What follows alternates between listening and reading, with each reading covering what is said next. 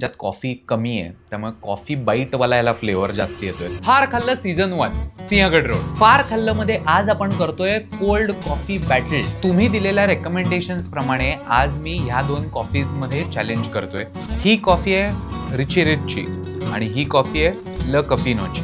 आधी मी टेस्ट करतोय रिची रिचची कोल्ड कॉफी.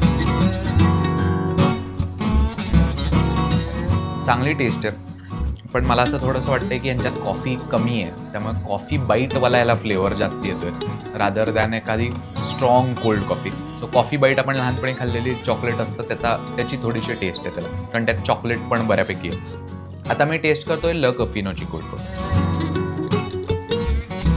छान आहे, ल कफिनोची कोल्ड कॉफी छान आहे आणि माझ्या अंदाजाने याच्यात व्हॅनिला आईस्क्रीम आहे, त्यामुळे त्याची चव थोडीशी वेगळी आणि ह्यात प्रॉपर स्ट्रॉंग एक्सप्रेसो आहे हे तुम्हाला लक्षात येतं. फार खाल्लं रिपोर्ट कार्ड, पण ह्यावेळी मी रिपोर्ट कार्ड देणार नाही आहे, कारण ह्या कॉफीजमध्ये खूप फरक आहे. एकाची रिची रिचच्या कॉफीची किंमत 50 रुपये आणि ल कफिनोच्या कॉफीची किंमत 138 रुपये.